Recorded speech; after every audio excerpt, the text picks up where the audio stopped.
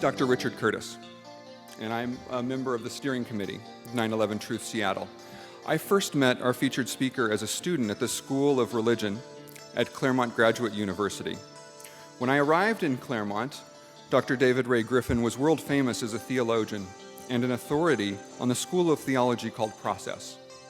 I found him to be engaging and compelling, a deeply thoughtful figure, and rigorous in his academic work. As a professor at the Claremont School of Theology and at Claremont Graduate University for 30 years, Dr. Griffin was also a co-director of the Center for Process Studies, and somehow found the time to publish dozens and dozens of articles and to write or edit 25 books. He's retired from teaching now, and the book that he will discuss this evening is his 32nd.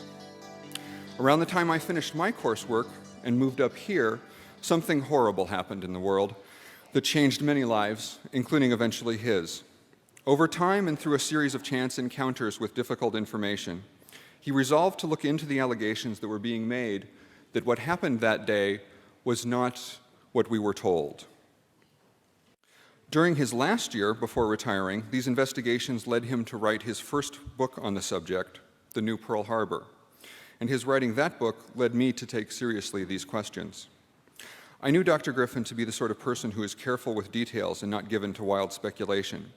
That book changed my life, and most of you here probably have some sort of story to tell about what brought you to ask those difficult questions, and even more so to face the disturbing answers that follow. In the last couple of years, a few official and unofficial bodies have attempted to argue that Dr. Griffin and what has come to be called the 9/11 Truth Movement are mistaken. And they've attempted to explain how what we were told is possible, in spite of the obvious impossibilities identified by various researchers over the years. Tonight, Dr. Griffin will reply to those critics of the truth movement. And now, it's my pleasure to present to you Dr. David Ray Griffin, author of the new book, Debunking 9/11 Debunking, an answer to popular mechanics and other defenders of the official conspiracy theory.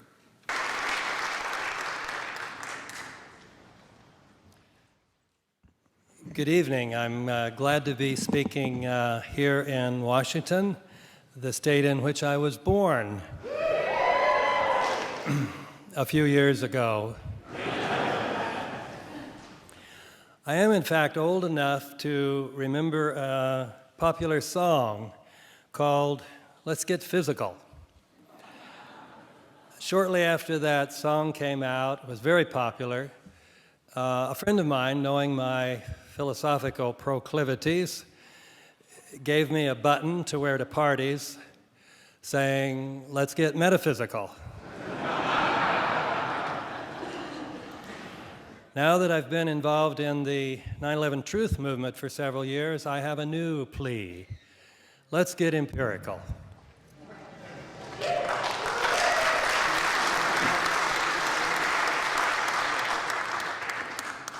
And that's the title of my lecture tonight, 9/11, Let's Get Empirical. The reason I make this plea is explained in the first page of my new book, Debunking 9/11 Debunking. I begin by saying the evidence that 9/11 was an inside job is overwhelming. Most people who examine this evidence with an open mind find it convincing.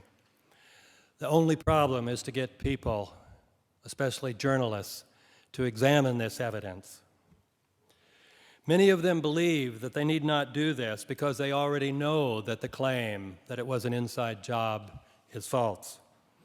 As a result, many journalists, whether writing for the New York Times or The Guardian or The Progressive or The Nation, have pontificated about 9/11 while revealing that they know virtually nothing about the relevant facts. The question about what happened on 9/11 can be answered responsibly, however, only on the basis of a knowledge of these facts. And yet many journalists, like many other people, have used various means to avoid getting empirical about 9/11. One way to avoid getting empirical relies on an ambiguity in the term conspiracy theory. There are two main theories about what happened on 9/11. According to the government's theories, the attacks were planned by members of al-Qaeda under the inspiration of Osama bin Laden. According to the alternative theory, the attacks were orchestrated or at least assisted by forces within our own government. Many people, including many journalists, assume that the 9/11 Truth Movement's theory can be dismissed a priori because it is a conspiracy theory. But a conspiracy, says my dictionary, is an agreement to perform together an illegal, treacherous, or evil act. To hold a conspiracy theory about some event is, therefore, simply to believe that that event arose out of such an agreement. This is, we can say, the generic meaning of conspiracy theory. Given this generic meaning of the term, we are conspiracy theorists if we believe individuals have conspired to rob banks, that oil companies have conspired with scientists for hire to conceal the reality of human-caused global warming, or if we believe that American presidents have conspired with members of their administration to fabricate pretexts for going to war. In other words, once we get empirical about the term conspiracy theory, we realize we're all conspiracy theorists. Announcing that one rejects conspiracy theories has become almost a reflex action. But we would be more honest if we, with Michael Moore, would say, now, I'm not into conspiracy theories, except for those that are true. In spite of the obviousness of this point, many journalists follow propagandists in using the term conspiracy theory as an accusation. We can call this the propagandistic meaning of the term. Those who use the term in this propagandistic way ignore its generic meaning. They thereby equate theories as such, conspiracy theories as such, with a particular type of conspiracy theory, that is, the ones that are irrational, unscientific, kooky. Now, there are certainly many conspiracy theories of that nature. But our newspapers and TV news programs reveal some new conspiracy almost every day as a fact. So it is dishonest. It is pure propaganda to imply that all conspiracy theories are unworthy of belief. Those who use the term in this propagandistic way against the 9/11 Truth Movement never point out that the government's theory, which they endorse, is also a conspiracy theory. That the only difference between the two theories is the identity of the conspirators. For example, Jim Dwyer of the New York Times wrote a story entitled, "Two U.S. Reports Seek to Counter Conspiracy Theories About 9/11. A more accurate title would have been, "Two U.S. Reports Say Government's Conspiracy Theory is Better Than Alternative Conspiracy Theory." In an essay entitled, "Enough of 9/11 Conspiracy Theories Already," Matthew Rothschild of The Progressive said, "Here's what the conspiracists believe. 9/11 was an inside job. Members of the Bush administration ordered it, not Osama bin Laden. Arab hijackers may not have done the deed. The Twin Towers fell not because of the impact of the airplanes and the ensuing fires, but because of explosives. I'm amazed at how many people give credence to these theories." He did not have a paragraph saying, "Here's what the government's conspiracists believe. 19 hijackers with knives and box cutters defeated the most sophisticated defense system in history. Hani Hanjour, who could barely fly a Piper Cub, flew an astounding trajectory to crash Flight 77 into the Pentagon, the most well-protected building on the planet. Other hijacker pilots by flying planes into 2 buildings of the World Trade Center, caused 3 of them to collapse at virtually free fall speed, straight down. I'm amazed at how many people give credence to these theories.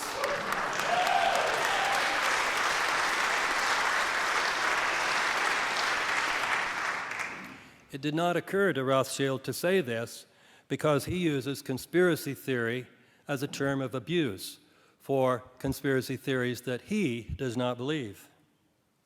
A senior editor for In These Times, writing about his experience in 2005 of seeing my C-SPAN lecture, 9/11 and American Empire, wrote that, having always thought highly of Griffin, it was shocking to see him pushing a radical conspiracy theory about 9/11 on C-SPAN.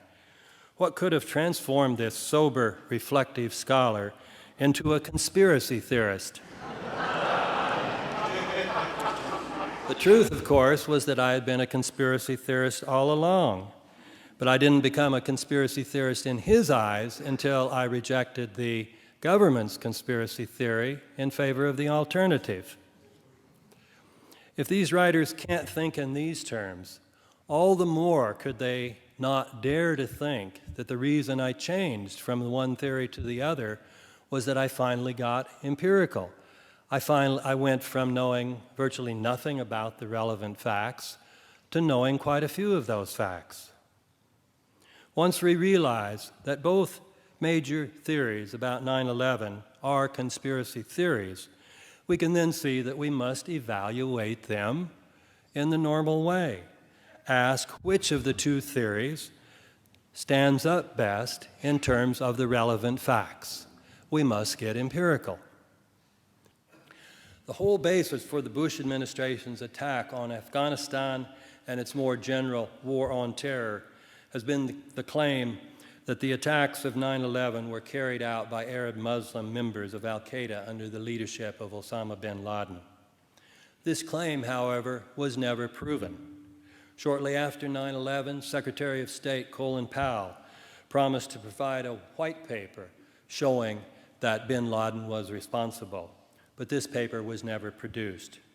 The Taliban said that it would gladly hand over bin Laden if only the United States would provide evidence of his involvement of 9/11, but the Bush administration refused, leading a Taliban spokesman to say, "We have asked for proof of Osama's involvement, but they have refused. Why?" The 9/11 Commission, in spite of Kane and Hamilton's stated commitment to go to the facts, makes no mention of any of these facts. In claiming that they started with the facts, Kane and Hamilton say that their commission was not setting out to advocate one theory or interpretation of 9/11 versus another. And yet, they tell us, when we set up our staff teams, we told one team to tell the story of al-Qaeda's most successful operation, the 9/11 attacks. If that's not starting with a theory, what would be? The 9/11 movement, by contrast, has gotten empirical about this matter. With regard to the alleged hijackers, there was, according to the government, much evidence that implicates them, such as video frames of them at airports, passports found at crash sites, and Mohammed Atta's luggage filled with incriminating evidence that they say is luggage that was supposed to get on Flight 11. The 9/11 Truth Movement, however, has pointed out that none of this evidence can withstand scrutiny. It contains absurdities, such as when the first plane to strike the World Trade Center is said to have resulted in a passport jumping out of the plane and falling to the ground unsinged by the fireball that was created. Another passport and a red bandana, some people said the hijackers were wearing red bandanas, were found at the crash site of United 93, although none of the plane is visible at the site. According to the official theory, the plane was coming down 580 miles an hour at a steep angle and went into the soft soil of Pennsylvania so hard and so fast it went completely underground. And yet somehow there must have been an open window, the bandana and the passport jumped out. Moreover, the incriminating evidence in Muhammad Atta's alleged luggage contained his will. Now, if you were going to fly a plane into the World Trade Center, would you take your will? I'm unfortunately not making this stuff up. Moreover, the 9/11 Commission, in defending the official conspiracy theory, portrayed Atta and the others as devout Muslims, ready to meet their maker. But real truth seekers, getting empirical, have pointed out that Atta and several other of the alleged hijackers loved gambling, cocaine, alcohol, pork, and lap dances. These facts were even reported in the Wall Street Journal. And yet the 9/11 Commission, in spite of its professed love for facts, said it had no idea why these men often went to Las Vegas. Another stunning discovery occurred when one member of the 9/11 Truth movement decided to get empirical about an especially puzzling matter. The fact that the FBI's website on Osama bin Laden as a most wanted terrorist said nothing about 9/11. It mentioned other terrorist acts for which he was wanted, but nothing about 9/11. So Ed Haas, who writes the Muckraker Report, which you can read on the internet, contacted Rex Toome, the chief of investigative publicity for the FBI, and asked why not. Toome replied, "The reason why 9/11 is not mentioned on Osama bin Laden's most wanted page is because the FBI has no hard evidence connecting bin Laden to 9/11.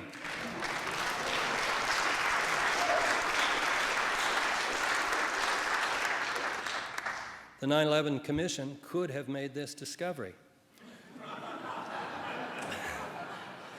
Many months before the 9/11 Commission report appeared, the Family Steering Committee for the 9/11 Commission, comprised of relatives of the victims, asked the Commission to explain why bin Laden's profile on the FBI's Most Wanted Fugitives poster does not include the 9/11 attacks.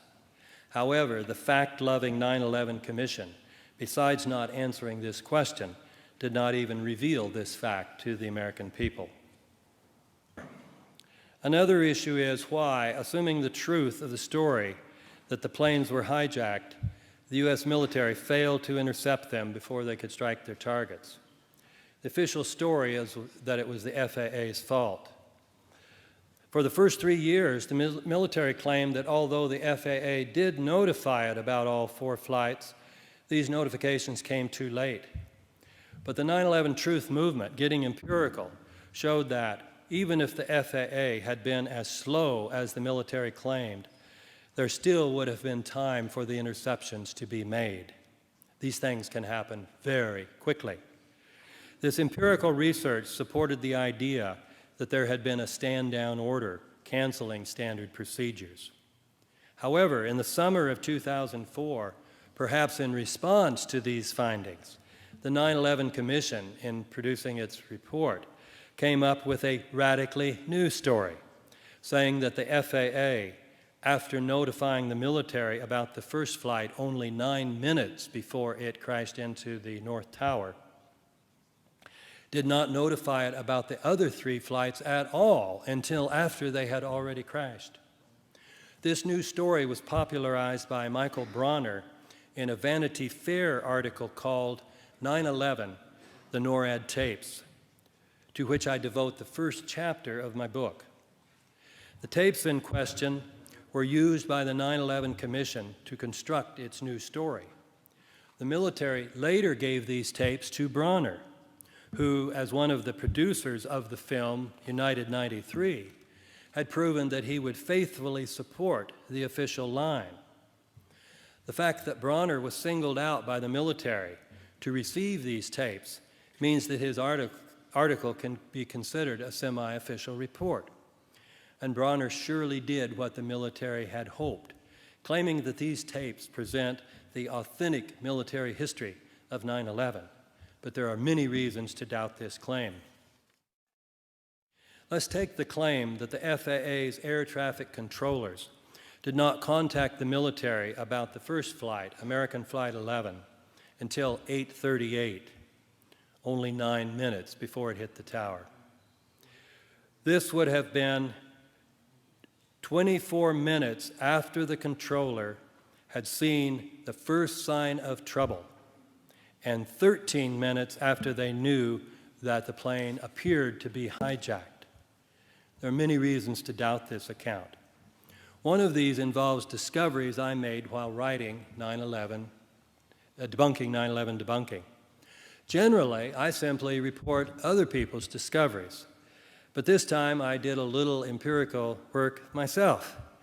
This work involved extended email conversations with 2 air traffic controllers who have worked at FAA's Boston Center, which was in charge of Flight 11 when its troubles developed.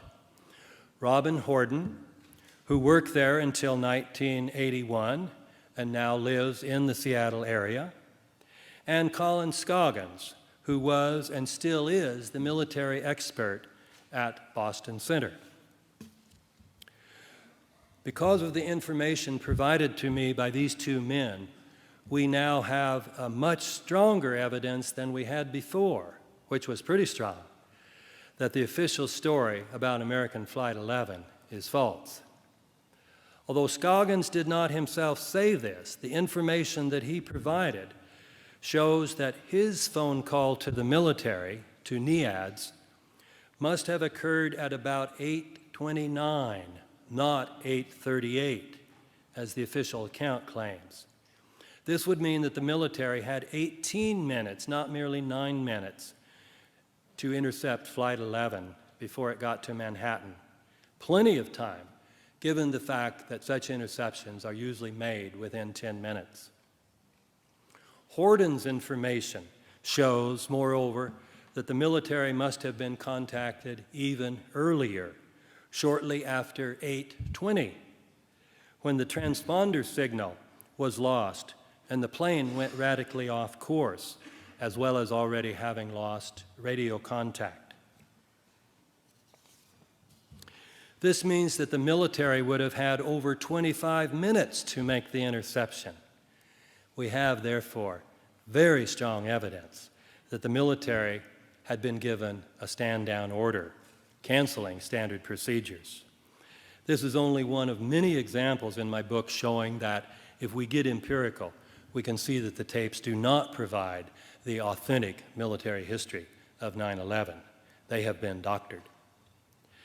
Another claim made by the 9/11 Commission, then repeated by Bronner, is that there were only 2 bases in the northeast sector of the United States with fighter jets on alert: Otis Air National Guard Base in Cape Cod, Massachusetts, and Langley Air Force Base in Langley, Virginia.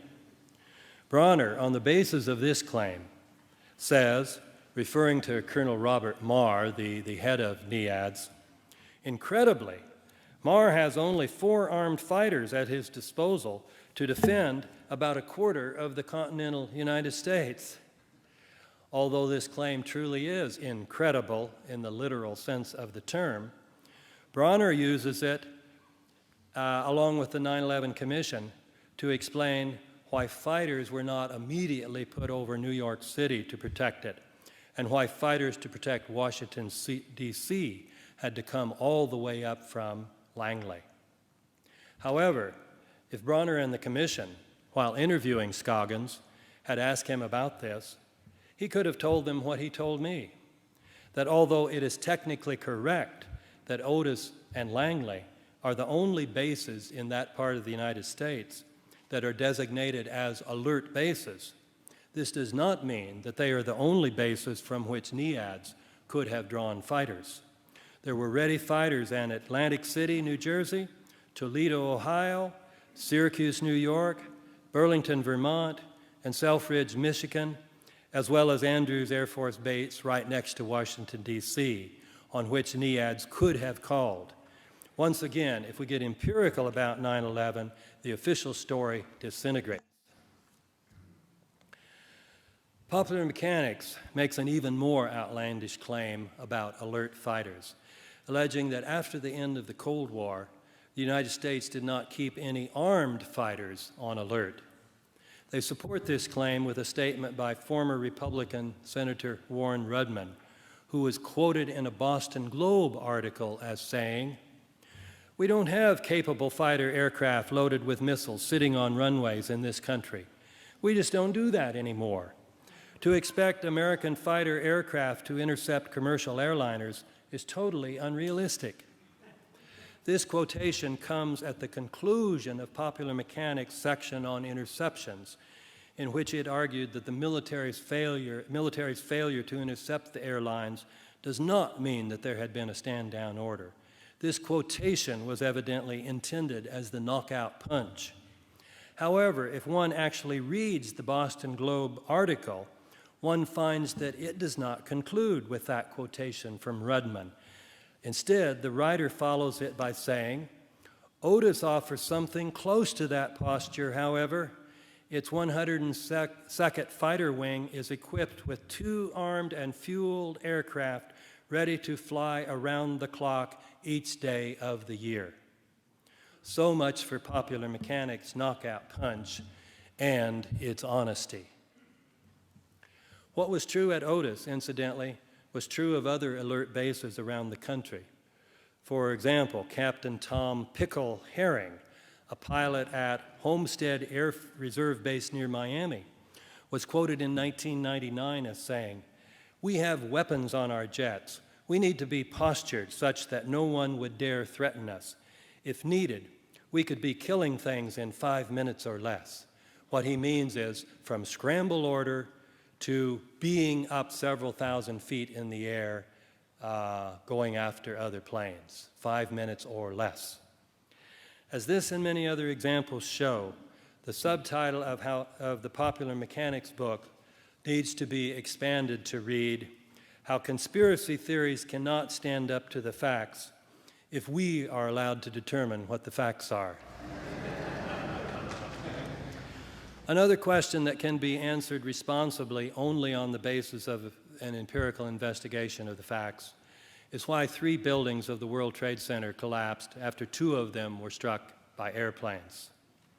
Early reports claimed that the fires had melted the steel. A BBC television special 2 days after 9/11 quoted 2 experts as saying this. But some early members of the 9/11 Truth Movement, getting empirical, pointed out that although steel does not begin to melt until it reaches about 1,500 degrees Celsius, 2,800 degrees Fahrenheit, the maximum temperature that can be reached by diffuse fires based on hydrocarbons such as jet fuel, kerosene, would be about 1,000 degrees Celsius, 1,800 degrees Fahrenheit. Accordingly, even if the fires had been as hot as building fires can possibly be, they could not come within 1,000 degrees Fahrenheit of the temperature needed to melt steel. In response to this debunking by the 9/11 Truth Movement, Popular Mechanics has accused the 9/11 movement of creating a straw man, which it could easily knock down.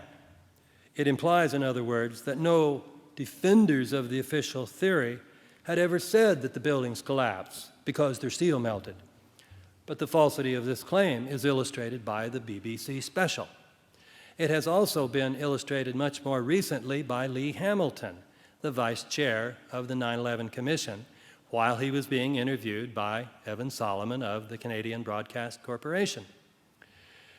Hamilton, saying that the Commission rejected the view that the buildings were brought down by explosives, said, "What caused the collapse of the buildings was that the superheated jet fuel melted the steel superstructure of these buildings." Hamilton's astounding statement suggests that the 9/11 Commission, while endorsing the government's theory that the towers collapsed because of the impact of the airplanes and the resulting fires, did not even discuss such elementary facts as the melting point of steel and the maximum temperature of diffuse hydrocarbon fires. The definitive report on the destruction of the towers was supposed to be provided by NIST, the National Institute of Standards and Technology. But its report, in spite of its thousands of pages, is far from definitive. Journalists have typically assumed that because the NIST report is based on the work of scientists, it is a scientific report.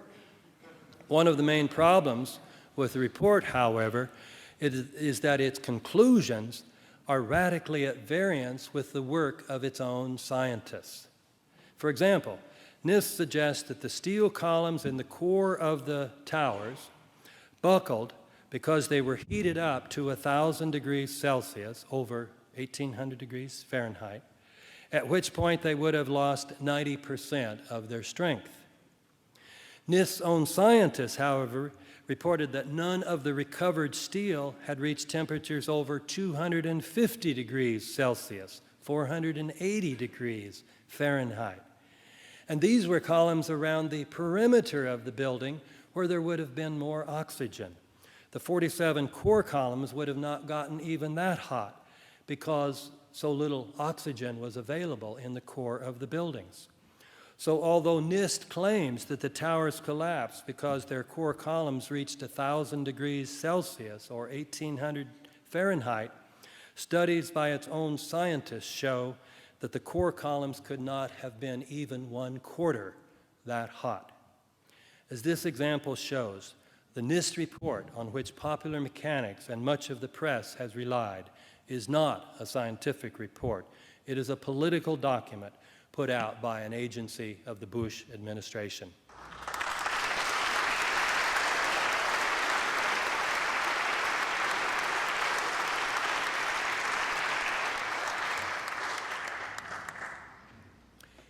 Equally unempirical is the treatment by NIST and popular mechanics of reports of explosions before and during the collapses. Both documents pretend that there were no explosions, even though the last time I checked Google for testimonies of explosions in the World Trade Center, I found that there were close to 300,000 items. One of those items is an essay I wrote entitled Explosive Testimony, which quotes 41 people, including firefighters, emergency medical workers, employees of the World Trade Center, and journalists, reporting that they witnessed what seemed to be explosions. For example, Wall Street reporter John Bussey. You all know the Wall Street Journal, that left-wing rag. Its reporter John Bussey said, "I looked up out of my office window to see what seemed like perfectly synchronized explosions coming from each floor, one after the other, from top to bottom. The floors blew to pieces." Another item on the internet is an essay by Canadian professor Graham McQueen, which shows that even if we restrict our focus to members of the New York Fire Department, we have 118 testimonies suggestive of explosions in the towers. NIST and popular mechanics, however, write as if these testimonies did not exist. Nothing better illustrates their wholly unempirical, unscientific approach. This unempirical approach is reflected, moreover, in journalistic accounts that rely on these official and semi-official reports. For example, Alexander Cockburn, in assuring his readers that members of the 9/11 Truth Movement are nuts, said, "People inside who survived the collapse didn't hear a series of explosions." Cockburn thereby revealed that he had not studied the evidence enough to be aware of one of the best-known testimonies by a person inside the towers, North Tower employee Teresa Valise. She said that while she was making her way downstairs, there were explosions going off everywhere. I was convinced that there were bombs planted all over the place, and someone was sitting at a control panel, pushing detonator buttons. There was another explosion, and another. I didn't know where to run. As Cockburn's embarrassing essay demonstrates, journalists cannot safely rely on reports written to support the official conspiracy theory. They need to get empirical about 9/11. NIST and Popular Mechanics, besides dealing with testimony about explosions in an unempirical manner, do the same with regard to reports that molten metal was found under the rubble. The scientists at NIST, unlike Lee Hamilton, knew the fire could not have melted any steel. So their preferred method of dealing with this problem was to ignore or even deny the reports. John Gross, one of the chief authors of the NIST report, was captured on film while he was making a public presentation, saying that he knew of absolutely no eyewitness who has said there was a pool of molten steel. Popular Mechanics cites a professor's claim that the photographs said to show melted steel really show materials that appear to be other than steel, such as glass with unmelted steel rods in it. Popular Mechanics then quotes triumphantly this professor's observation that glass melts at a much lower temperature than steel. However, the evidence for molten steel under the rubble was neither non-existent nor based merely on photographs. There were many eyewitnesses, including Peter Tully, president of Peter Tully Construction Company, which was involved in the cleanup. He said that he saw pools of literally molten steel at the site. The same was reported by Mark Loiseau, the head of Controlled Demolition Incorporated, and also by Fire Captain Philip Rivolo, who said, "You'd get down below and you would see molten steel, running down the channel rails like you're in a foundry, like lava." Although these and many other eyewitness testimonies exist, NIST writes as if they did not. Nevertheless, surely knowing that they do, NIST has suggested in a document put out in 2006 entitled Answers to Frequently Asked Questions, that even if there was some molten steel in the rubble pile, it was more likely due to the high temperature resulting from long exposure to combustion within the pile than to explosions.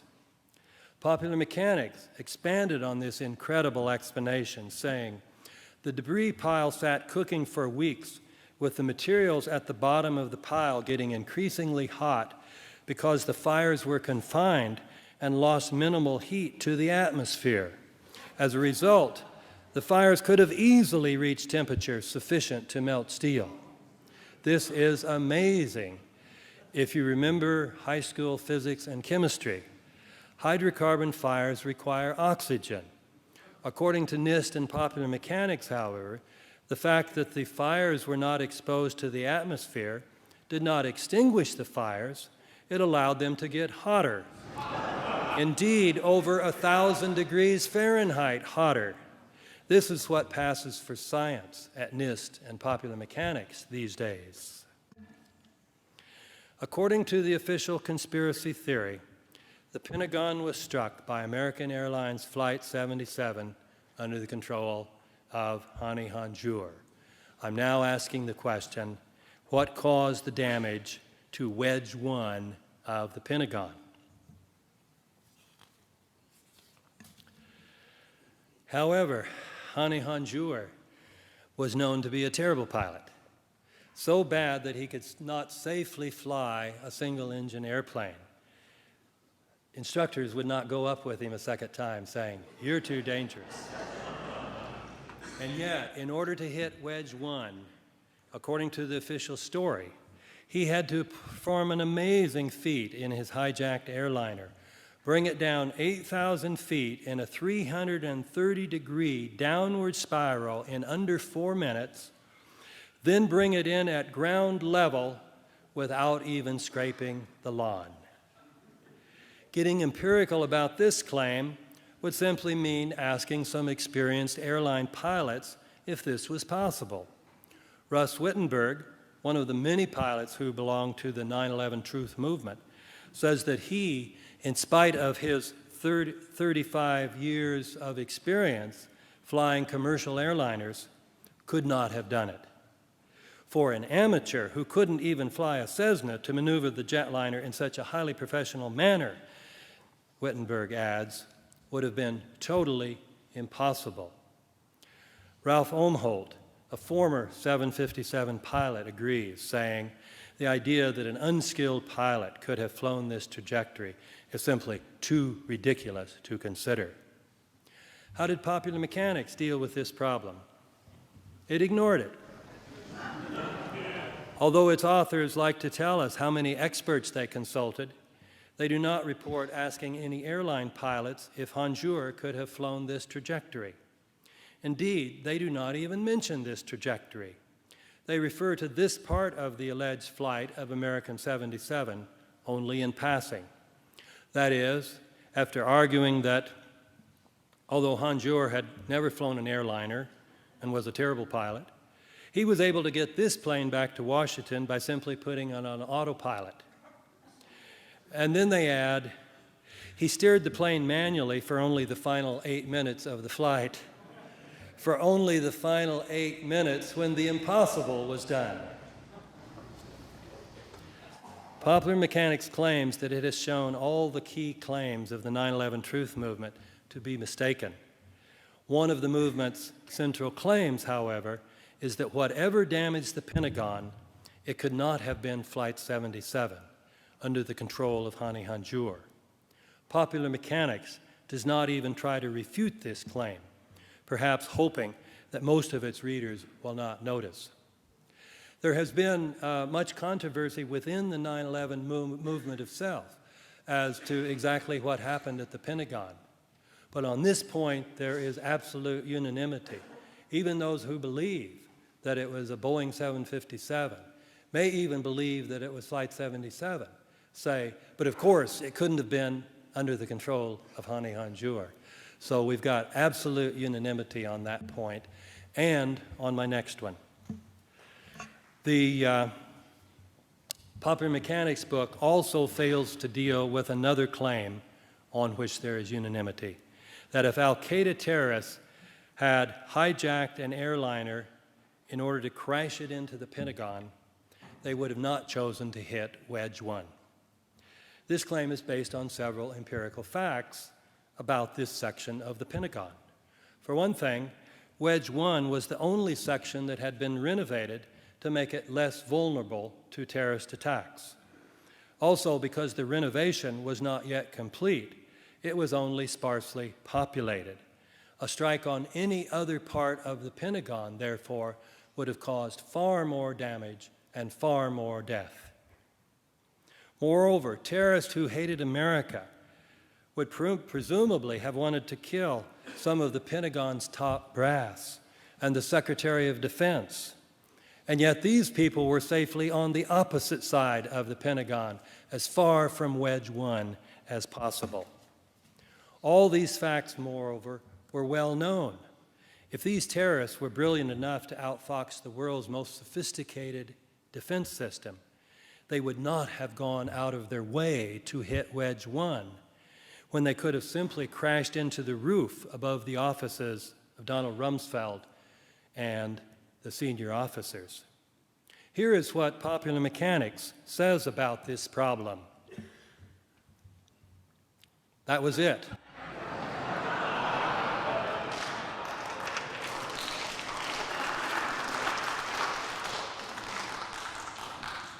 Popular Mechanics has definitely not defended the idea that the Pentagon was struck by American Flight 77 under the control of Hani Hanjour. Another problem with the official conspiracy theory involves the crash of United Flight 93 in Pennsylvania. At first, the official story was that it crashed because the heroic passengers brought it down.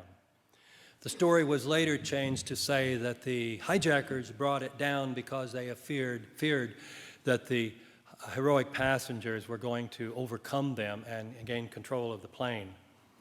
And so they brought it down at 580 miles per hour. From the first, however, there was considerable evidence that the flight was actually shot down by a U.S. military jet. This evidence is of many types. Witnesses reported seeing debris falling from the plane. Debris was spread over an 8-mile area. One engine or part of it was found far from the crash site, suggesting that it was hit by a heat-seeking missile.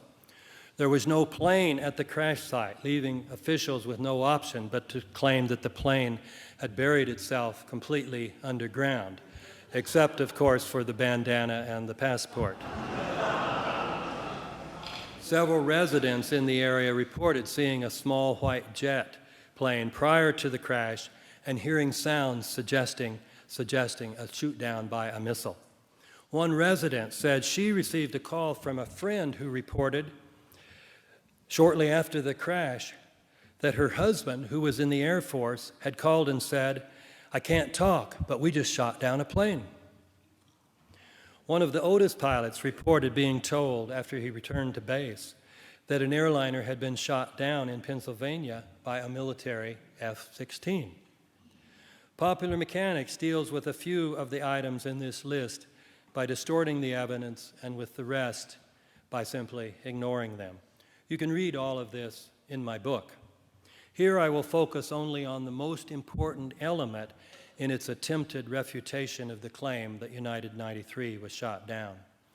This is the claim that made by the 9/11 Commission that the military could not possibly have shot the plane down because it didn't even know the plane had been hijacked until after it had crashed. Here is Popular Mechanics' statement as to whether a fighter could have shot down the plane. The 9/11 Commission report is clear that no shoot-down order was in place for Flight 93 due to garbled communication between the various agencies. When the flight crashed, NORAD was still unaware the plane had been hijacked. It is true that the 9/11 Commission makes this claim, but is this claim supported by the available facts? The editors of Popular Mechanics, in their introduction, said that they were going to confront the claims of the 9/11 Truth Movement with the facts. But what they do here is simply confront the claim of the 9/11 Truth Movement with the claim made by the 9/11 Commission that the military did not learn about the hijacking of Flight 93 until 10:07, several minutes after it had crashed. In citing this claim as authoritative, it simply ignores the empirical fact that many of the participants made statements that contradicted the Commission's claim. Here are some examples. General Larry Arnold was the commanding general of NORAD within the continental United States. When asked by the 9/11 Commission what NORAD was doing at 9:24, Arnold said, "Our focus was on Flight 93, which was being pointed out to us very aggressively by the FAA. 9:24 was 40 minutes earlier than the 9/11 Commission later claims the FAA told the military about this flight." During an interview with Peter Jennings on ABC in 2002, Brigadier General Montague Winfield, who was the Deputy Director of Operations at the National Military Command Center in the Pentagon, said, "We received the report from the FAA that Flight 93 had turned off its transponder and was heading towards Washington, D.C. Other military officers have testified that, besides knowing about United 93, the military was tracking it. 2 days after 9/11, General Myers himself said that fighters were scrambled on the airliner that eventually crashed in Pennsylvania. We had gotten somebody close to it.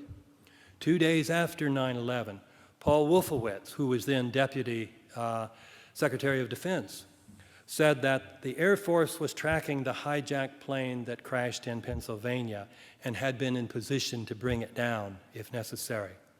In 2002, Colonel Robert Marr, the head of NEADS, told Peter Jennings that having received shoot-down authorization from Richard Clark, he passed that on to the pilots, adding, "United Airlines Flight 93 will not be allowed to reach Washington, D.C."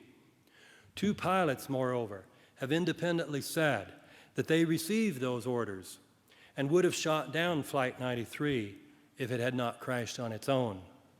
Like Wolfowitz, these pilots deny that the flight was actually shot down.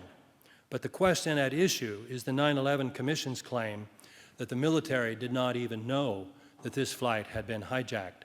And their testimony, like that of Arnold, Clark, Marr, Myers, Wolfowitz, and Winfield, directly contradicts that claim. We have extremely strong evidence, therefore, that insofar as the NORAD tapes given to the 9/11 Commission and Michael Bronner say otherwise, they have been doctored. They do not provide the authentic military history of 9/11 or anything close to it. In this lecture, I've given several examples of what you can learn about 9/11 if you get empirical, checking the actual facts rather than simply, like popular mechanics and far too many journalists, equating the facts with the claims made by people defending the official conspiracy theory. But if reporters and news organizations would develop the courage to get empirical about 9/11, the official theory will completely unravel. Evidence for this claim is provided by former senior CI analyst Bill Christensen, who said in a letter to friends in August of 2006, "I spent the first 4.5 years since September 11th utterly unwilling to consider seriously the conspiracy theories surrounding the attacks of that day.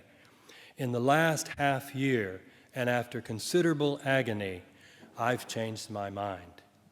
In an essay entitled "Stop Belittling the Theories About September 11th," Christensen summarized what he considered the persuasive evidence that the events of September 11th did not unfold as the Bush administration and the 9/11 Commission would have us believe. This conclusion is of overwhelming importance, Christensen argues, because the fraud of 9/11 involves a much greater crime against the American people and people of the world than any other charges of fraud connected with the run-up to the invasion of Iraq in March 2003. Why? It is more important because the events of 9/11 have been used by the administration to justify every single aspect of U.S. foreign policy in the Middle East since September 11th. It is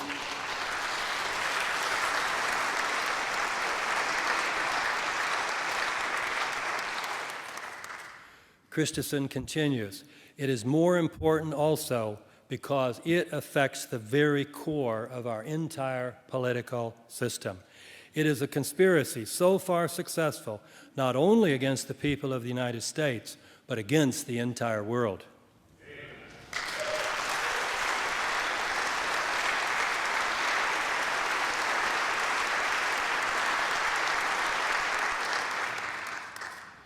Christensen's analysis makes clear why getting the truth about 9/11 publicly revealed is so important.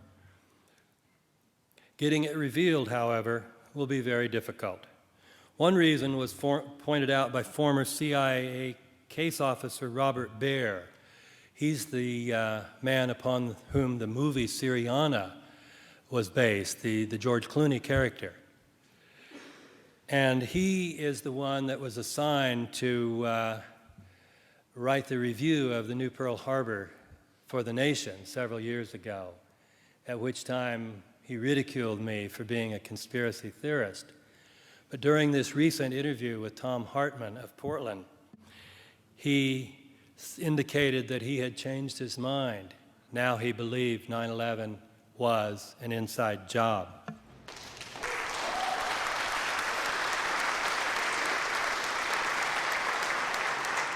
But explaining why this getting the truth out will be difficult, Baer went on to say, "A lot of people in the United States have profited from 9/11. Great fortunes are being made. This is a problem for getting the truth about 9/11 revealed, because those who are making great fortunes include corporations who wield great influence over what can be reported in the mainstream media. Nevertheless, I believe there is still hope that the truth may come out.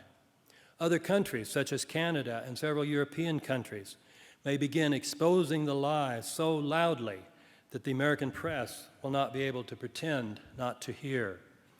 The activist side of the 9/11 truth movement in the United States and other countries may begin organizing mass rallies to demand that the truth finally be told. The Democrats, now in control of Congress, may develop the courage to hold hearings about 9/11. If so, the press will have little choice but to report on them. At some point, the press will realize that to save its own reputation, it will need to get out front on this story so that it can take credit for revealing it.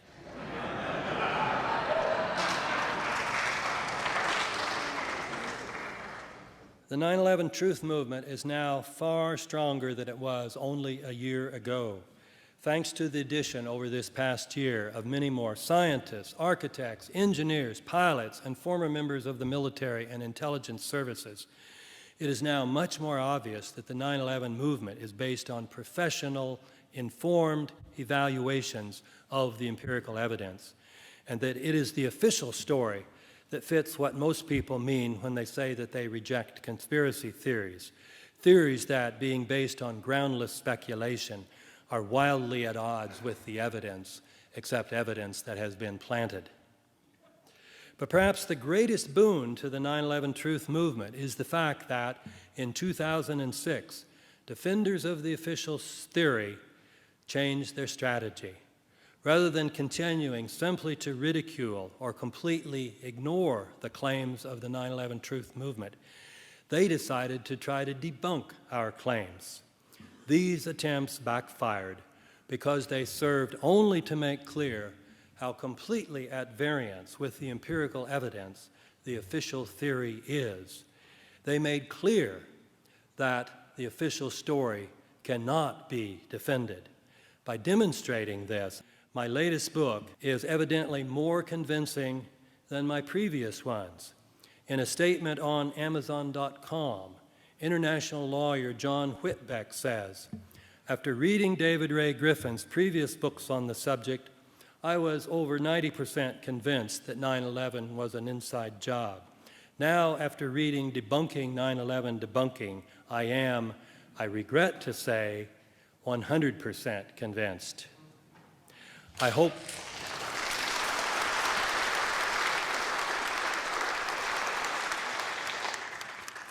this book will help the worldwide 9/11 truth movement finally get the truth out about 9/11 and get the big lie exposed. Thank you very much for your kind attention.